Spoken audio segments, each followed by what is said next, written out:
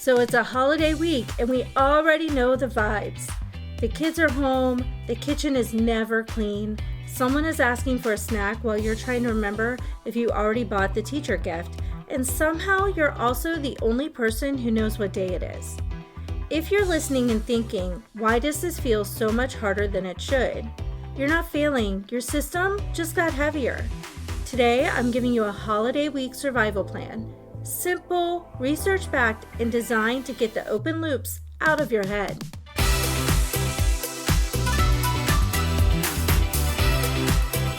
Welcome back, and if you're new here, I'm Amanda, and this space is for parents, especially moms, who are trying to support their kids and themselves without burning out.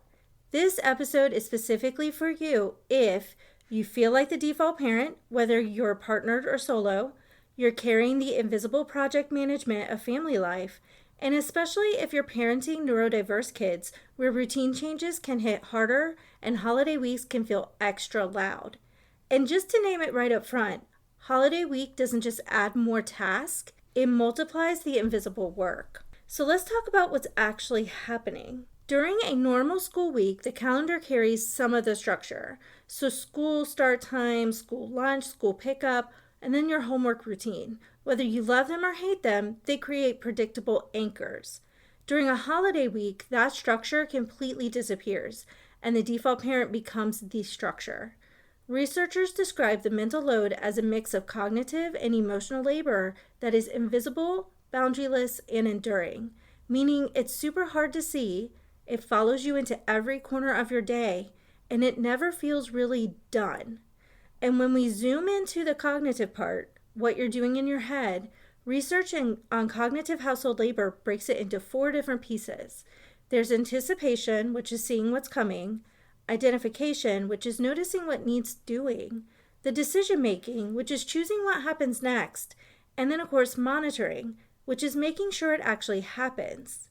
Holiday week spikes all 4 because now you're anticipating more meals, snacks, outings. You've got weather changes, gifts, family events, downtime, screen time, meltdowns, and the fact that everyone is home all day. You're identifying a million tiny little problems. We're out of batteries. The kids are bored. Why is there glitter on the dog? Your decision making constantly, things like what's for lunch? Do we leave the house or not? What's the plan for today? And then you're monitoring. Did anyone actually do the thing? Did it get finished? Did it happen on time? Did it happen without you reminding everyone 42 times? And here's the part that makes moms feel like their brains are overheating, the remembering work. There's research on prospective memory demands, which is basically remembering to do things in the future, and how that remembering work is often disproportionately carried by mothers. So if you feel like you have 47 tabs open, that's not a personality flaw. And it may not necessarily be ADHD. That's just cognitive labor. And holiday week multiplies it. So let's make this practical. This survival plan is not about creating a magical holiday week. It's about creating a steady holiday week. A week where you're not the only person holding the plan. So for step 1, I want you to pick your minimum viable holiday week. So here's the question. What does a successful holiday week look like if we're aiming for steady, not magical? So maybe pick 2 to 3 non-negotiables. Mine are usually everyone eats, everyone sleeps, or at least has a wind down, and everyone gets one daily reset, whether that's movement, outside time, or quiet time. That's it. Because if you try to keep every tradition, every activity, every expectation, and every perfect moment, you will end up resentful and completely exhausted. So give yourself permission to let the rest be good enough. So right now, no matter what you're doing, pause for a second and ask yourself, what are my 2 to 3 non-negotiables for this week? Step 2 of this survival plan is creating 2 daily anchors, one in the morning and one in the afternoon. Anchors reduce decisions. When everything is super flexible, you end up making decisions all day long. And decision fatigue is real. So we're going to create 2 predictable anchors, not a strict schedule, just 2 this happens most day moments. So your morning anchor, maybe it's 20 to 45 minutes long. something like breakfast or getting dressed, even if it's just changing out of PJs into other PJs, or a quick reset, like tidy one surface or start another load of laundry. And then you have your afternoon anchor. Again, 20 to 45 minutes. Maybe that's snack time, a movement break like a walk or jumping on the trampoline, or maybe making a TikTok video, something outside, or maybe just a quick reset. So screens can be part of this, but make it predictable. The goal is fewer open loops, because when you have anchors, you're not constantly deciding what happens next. Step 3 is to make the invisible visible. So one shared command center. If it's scattered, it lives in your head. So pick one place for the week. One calendar that can be digital or on paper. One running list, you can use a notes app or a whiteboard or a notebook. Or one today plan. You're not building a new system, you're choosing one place to put the system you're already carrying that isn't in your head. This matters because the mental load is invisible and boundaryless. And if you don't externalize it, it follows you everywhere. And step 4 is to shift from help to ownership, which is start to finish. This is the step that changes everything. This is a game changer. Holiday weeks break systems because help still requires management. And research on cognitive labor makes this super clear. Delegation doesn't reduce the mental load if you're still anticipating, deciding, and monitoring. So here's the script. Say something like, I don't need help with tasks. I need someone to own a lane from start to finish.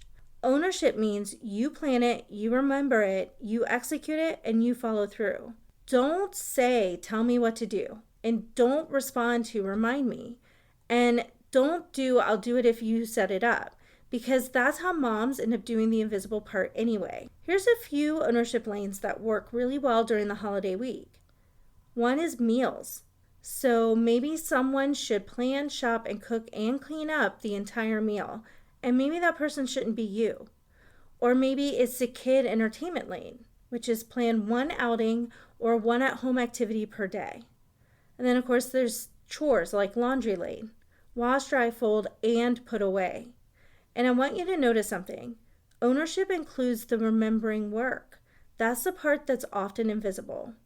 And if you're partnered, you can literally say, pick one lane, own it. I'm not managing it. Step 5 would be to do a 10-minute nightly close so that you can go to sleep. The mental load follows you into bedtime. That's part of what makes it so exhausting. So we're going to close the day with a timer set for 10 minutes and answer these 3 questions. What are the top 3 things for tomorrow?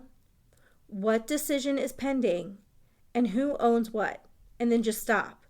You're allowed to be off duty. If your child or you is neurodivergent, holiday week can amplify dysregulation because transitions increase and predictability decreases.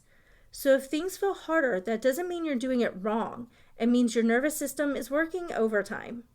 This plan works best when you keep anchors consistent and use external supports. Use things like visual reminders or timers or simple routines so your brain isn't doing all of the remembering. And if you need to scale the week down even further, just do it. Steady is the goal. So let's do a quick recap of the holiday survival plan. So first is a minimum viable holiday week. So you're going to pick 2 to 3 non-negotiables. Then you're going to create 2 daily anchors, one for the morning and one for the afternoon. And then you're going to develop 1 command center. So 1 calendar, 1 list, 1 today plan. And 4, you're going to have ownership over help.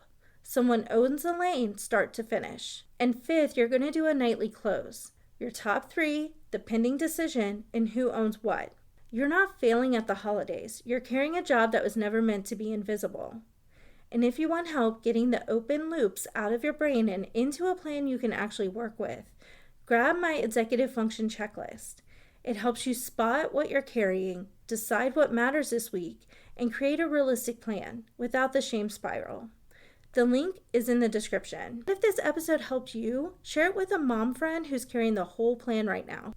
And I can't wait to hear from you as this holiday week wraps up. I want to know if this survival plan actually made a difference and maybe helped you enjoy the season a little bit more. So let me know in the comments. and I will see you next week. Merry Christmas!